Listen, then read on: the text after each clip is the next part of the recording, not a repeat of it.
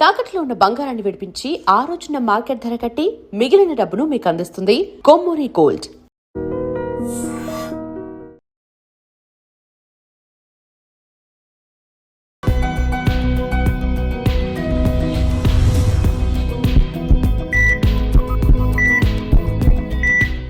నమస్తే, welcome to healthy conversations with iDream media. నేను మీ Jhansi. So ఈ రోజు మనతో ఉన్నారు డాక్టర్ భరద్వాజ్ గారు, పిడికస్ హాస్పిటల్ నుంచి హోమియోపతిక్ డాక్టర్. సో ఆస్తమా దీని గురించి మనం మాట్లాడుకున్నట్లయితే విడిగానే చాలా ఇబ్బంది పడుతూ ఉంటారు. దట్టు ఈ చలికాలం చాలా జాగ్రత్తలు అయితే పాటించాల్సి ఉంటుంది. సో మరి ఆ జాగ్రత్తలు ఏంటి, సేఫ్ జోన్లో ఉండాలంటే ఏం చేయాల్సి వస్తుంది, ఈ విషయం గురించి మాట్లాడదాము. నమస్తే అండి. నమస్తే అండి. సో ఎప్పుడైనా ఆస్తమా పేషెంట్స్ అనగానే మనకు గుర్తొచ్చేది ఇన్హేలర్స్, రైట్.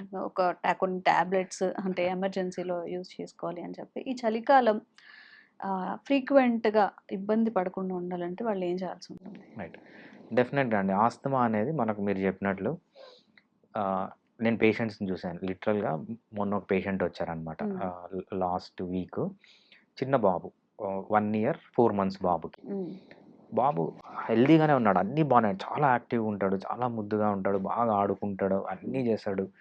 కాకపోతే ఏంటంటే బాబుకి అరటిపండు తింటే ఆస్తమా వస్తుంది.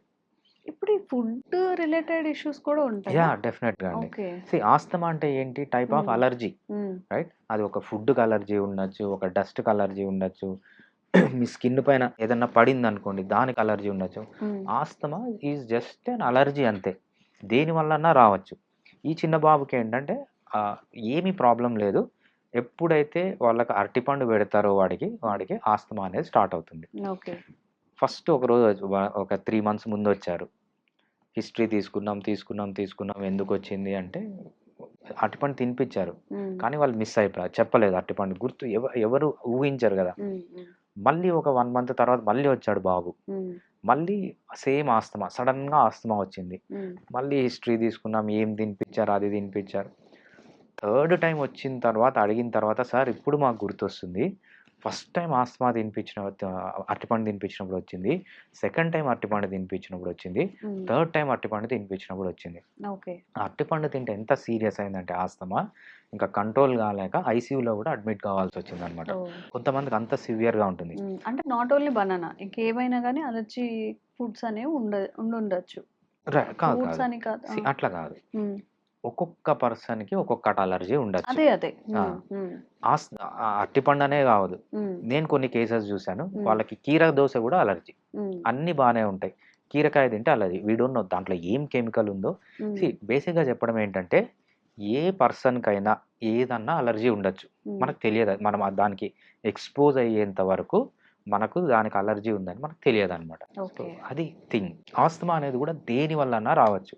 మేబీ పోలెన్ వల్ల రావచ్చు, లేకపోతే చలి వల్ల రావచ్చు, మీరు తినే ఫుడ్ వల్ల రావచ్చు, మీరు తాగే లిక్విడ్స్ వల్ల రావచ్చు, ఏదన్నా డస్ట్ ఉంది, ఆ డస్ట్ మీ స్కిన్ పైన పడింది, లేకపోతే మీ మ్యూకస్ మెంబ్రెయిన్ పైన పడింది, కళ్ళల్లో పడింది, ఎక్కడ నుంచి అన్నా ఆస్తమా అనేది ట్రిగర్ కావచ్చు అనమాట. ఓకే. సో ఇప్పుడు మరి సడన్ గా ఆస్తమా అనేది స్టార్ట్ అయినప్పుడు పెద్దవాళ్ళలో అంటే దానికి ఒక టైం ఉంటుంది, వాళ్ళు అంటే ఏమంటారు, సెల్ఫ్ గా డిఫెండ్ చేసుకోగలుగుతారు. పిల్లల్లో అంత సడన్ గా వాళ్ళు ఎలా డీల్ చేయగలుగుతారు, ఏం చేయాల్సి ఉంటుంది మనం ఇనిషియల్ గా? పెద్దవాళ్ళకైతే తెలిసిపోతుంది, వాళ్ళు వచ్చి చెప్తారు నాకు ఇలా ప్రాబ్లం ఉందని.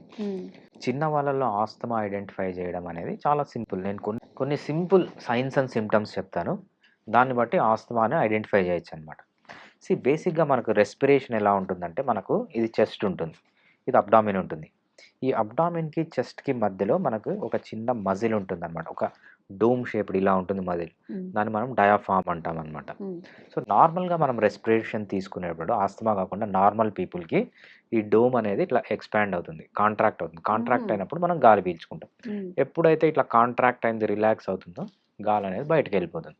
సో మనం నార్మల్గా యూజ్ చేసే మజిల్ వచ్చి ఈ డోమ్ షేప్డ్ మజిల్, డయాఫామ్ అంటాం అనమాట. ఈ ఆస్తమా పేషెంట్స్కి ఏమవుతుందంటే ఈ ఏదైతే డోమ్ షేప్డ్ మజిల్ ఏదైతే కాంట్రాక్ట్ అయినప్పుడు గాలి పీల్చుకుంటుందో ఆ గాలి సరిపోదు. ఆ గాలి సరిపోక వీళ్ళకి ఎక్స్ట్రా గాలి కావాలి. ఎక్స్ట్రా గాలి కావాలంటే ఏం చేస్తారంటే ఎక్స్ట్రా ఎఫర్ట్ పెట్టాలి. ఎక్కడి నుంచి పెడతారు ఎక్స్ట్రా ఎఫర్ట్? సో, మనకు గొంతులో మజిల్స్ ఉంటాయన్నమాట. మెయిన్‌గా స్టెర్నోక్లిడోమాస్టైడ్ అని మజిల్ ఉంటుంది. హ్మ్. ఈ మజిల్స్‌ని బాగా యాక్ట్ చేస్తారు. ఈ మజిల్‌ని యాక్టివేట్ చేస్తారు. హ్మ్. ఈ మజిల్‌ని యాక్టివేట్ చేయడం ఎలా తెలుస్తుందంటే, మనకు వాళ్ళని చిన్న పిల్లల్ని చూస్తేనే అర్థమవుతుంది. సో, ఇక్కడంతా మజిల్స్ కాంట్రాక్ట్, రిలాక్స్ అవుతుంటాయి. అది ఫస్ట్ మనం చూసి గుర్తుపట్టాలి. అంతేకాకుండా మనకు అబ్డామిన్ మజిల్స్, మనం నార్మల్‌గా కూర్చున్నప్పుడు అబ్డామిన్ మజిల్స్ యూజ్ చేయడం రెస్పిరేషన్‌కి. హ్మ్. కాకపోతే మనకు ఎక్స్ట్రా గాలి కావాలి కాబట్టి ఆస్తమా ఉన్నవాళ్ళు ఏం చేస్తారంటే, ఆ గాలి సరిపోక ఈ అబ్డామినల్ మజిల్స్ అంటే డొక్కలు ఎగరేస్తున్నాడు అంటారు హ్మ్. చూసారా? హ్మ్. సో, అది కూడా చూస్తామన్నమాట. ఓకే. దాని తర్వాత మనకు మామూలుగా ముక్కులోంచి గాలి పీల్చుకొని వదిలేటప్పుడు మనకి ఏవైతే ఈ ముక్కు సైడ్ ఉన్నాయో ఇది ఉందో అది నార్మల్‌గా ఉంటది. అది పెరగదు, తగ్గదు. హ్మ్. కాకపోతే ఏంటంటే ఆస్తమా ఉన్న వాళ్ళకి అది బాగా ఎక్స్‌పాండ్ అవుతది. సో, దాన్నేమంటామంటే ఫ్లేరింగ్ ఆఫ్ అలనాజే అంటాం. హ్మ్. గుర్రము ఫాస్ట్‌గా పరిగెత్తినప్పుడు ఆ ముక్కులు ఎగరేస్తుంది చూసారా? అట్లా ముక్కులు ఎగరేయడము, గొంతు మజిల్స్ యూజ్ చేయడము, అబ్డామిన్ మజిల్స్ యూజ్ చేయడం అనేది చూస్తానే కనిపెట్టొచ్చు చిన్న పిల్లల్లో. హ్మ్. ఇంతకంటే క్లాసిక్ సైన్ మనం ఏంటంటే, ఒక్కొక్కసారి డాక్టర్ గన ఇట్లా స్టెతస్కోప్ పెట్టుకొని చెస్ట్ పైన పెడితే పిల్లి కూతలు అంటారు. వీజ్ హ్మ్. అంటారు. హ్మ్. సో, ఆ వీజ్ గన ఉందంటే అది మోస్ట్‌లీ ఆస్తమా. 99.99% ఆస్తమా అనమాట. అంటే హ్మ్. చిన్న పిల్లల్లో ఆస్తమా అని గుర్తుపట్టడం పెద్ద కష్టమే గాదు. చాలా ఈజీ. సో, వాళ్ళు ఓకే. చెప్పరు. కాకపోతే హ్మ్. ఏంటంటే వాళ్ళు బాగా ఇరిటబుల్‌గా ఉంటారు. పాలు తాగడం మానేస్తారు. అదేవిధంగా ఆహ్, ఆహ్, ఆహ్, యాక్టివిటీ మానేస్తారు. వాళ్ళు చేసే హ్మ్. పనులు, హ్మ్. ఆడుకోవడం అన్నీ మానేస్తారు. సో, ఏది చిన్నది కొంచెం చేసినా గూడా వాళ్ళకి ఎగ్జార్షన్ అనమాట. అంటే హ్మ్. ఆ హ్మ్. దమ్ అనేది ఎక్కువైపోతుంటది. ఈ కొన్ని సింప్టమ్స్‌ని బట్టి మనం ఈజీగా ఆ పిల్లవాడికి ఆస్తమా ఉందా లేదా అని కనుక్కోవచ్చు. So, okay. మనకు ఆస్తమాకి చెస్ట్ ఎక్స్‌రేలు గాని ఏమీ అవసరం లేదు. హ్మ్. సో, బట్ కొన్ని సింప్టమ్స్ త్రూనే చూసి మనం రికగ్నైజ్ చేయొచ్చు. కనుక్కోవచ్చనమాట. ఓకే. ట్రీట్మెంట్ ఎలా ఉంటుంది? పెద్దవాళ్ళకును, చిన్న హ్మ్. పిల్లలకి ఒకలానే ఉంటుందా? ఆస్తమాకి డిఫరెన్స్ ఉంటుంది. రైట్. లాస్ట్ ఇయరే ఒక స్టడీ పబ్లిష్ అయిందండి. హ్మ్. మనకు యూకేలో సైంటిస్టులు పబ్లిష్ చేసిన స్టడీ. చిన్న పిల్లలకి అంటే పుట్టిన 1 ఇయర్ లోపల హ్మ్. ఆస్తమా వచ్చి యాంటీబయాటిక్ వాడితే వాళ్ళకి ఫ్యూచర్‌లో చాలా ప్రాబ్లమ్స్ వచ్చే ఛాన్స్ ఉంది హ్మ్. అని వాళ్ళు ప్రూవ్ చేశారనమాట. హ్మ్.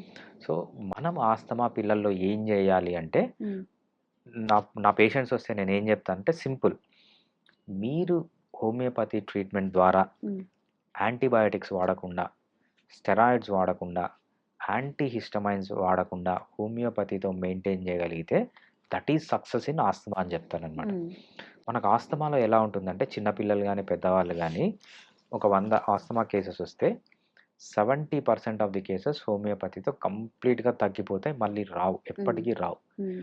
ఒక 30% ఆఫ్ ది కేసెస్‌కి ఏంటంటే ఆస్తమాని మనం కంట్రోల్‌లో పెట్టొచ్చు కానీ కంప్లీట్‌గా క్యూర్ చేయలేం. So, okay. అదేంటంటే పిల్లవాడు పెరిగి, పెద్దగయ్యి, వాడి ఇమ్యూనిటీ బాగా వచ్చేంత లోపల మోస్ట్ ఆఫ్ ది పిల్లలకి తగ్గిపోతుంది. హ్మ్. ఒక 1000 మందిలో ఆల్మోస్ట్ 999 మందికి తగ్గిపోతుంది. హ్మ్. బట్ 1000లో ఒకరికో ఇద్దరికో అడల్ట్‌హుడ్‌లో కూడా కంటిన్యూ అయితుందనమాట. ఓకే. హోమియోపతి ఏం చేయగలదు ఆస్తమాలో అంటే, వీళ్ళని స్టెరాయిడ్స్ పైకి పోకుండా, యాంటీహిస్టమైన్స్ పైకి పోకుండా, యాంటీబయాటిక్స్ పోకుండా హ్మ్. వాళ్ళ గ్రోత్‌ని గానీ, లేకపోతే వాళ్ళ సెకండరీ సెక్షువల్ క్యారెక్టర్స్. సో, మీరు యాంటీహిస్టమైన్స్ లేకపోతే యాంటీబయాటిక్స్ ఇవన్నీ వాడితే ఏమవుతుందంటే గ్రోత్ రిటార్డేషన్ వస్తుంది. హ్మ్. అదేవిధంగా సెకండరీ సెక్షువల్ క్యారెక్టర్స్ అంటే మగవాళ్ళలో బ్రాడనింగ్ ఆఫ్ షోల్డర్స్ కావడము, ఆ మేల్ వాయిస్ రావడము, ఆడవాళ్ళలో hip to waist ratio change కావడం, బ్రెస్ట్ డెవలప్‌మెంట్ వీటన్నిటిపైన ఎఫెక్ట్ ఉంటుందన్నమాట సెకండరీ హ్మ్. సెక్షువల్ క్యారెక్టర్స్ పైన. హ్మ్. సో, మనం homeopathy is the best treatment for asthma. ఎందుకంటే జీరో సైడ్ ఎఫెక్ట్స్. ఈ ఒక్క సైడ్ ఎఫెక్ట్ కూడా లేకుండా హ్మ్. మనం పిల్లవాళ్ళని స్టెరాయిడ్స్ పైకి గానీ, లేకపోతే యాంటీహిస్టమైన్స్ పైకి గానీ, యాంటీబయాటిక్స్ పైకి పోకుండా వాళ్ళకి మంచి రిలీఫ్ ఇయ్యొచ్చు 30% ఆఫ్ ది కేసెస్‌లో. బట్ 70% ఆఫ్ ది కేసెస్‌లో కంప్లీట్‌గా క్యూర్ చేయొచ్చు. చేయొచ్చు. Okay. Thank you sir. Thanks అండి. And for more videos, Please subscribe to iDream. Please subscribe to iDream. Please subscribe iDream. And please subscribe to iDream. For more videos, subscribe to iDream. please like, share, and subscribe to the channel. Congratulations, iDream. subscribe to iDream. Subscribe to iDream. So subscribe to iDream Media. iDream की iDream team अंदर की huge congratulations. Please subscribe iDream Media. Please subscribe to iDream. Subscribe iDream. Please subscribe to iDream. I dream అంటే నా కళల ఛానల్ను subscribe చేసుకున్న నోరు తిరుగుతలేదు, మీరైతే గంట గుర్తు కొట్టండి. For more such videos, please subscribe to iDream. Subscribe to iDream. Please subscribe to iDream. Please subscribe iDream Media. Please do subscribe to iDream. Please subscribe to iDream Media. For best entertainment and information, please subscribe iDream. And don't forget to subscribe to iDream.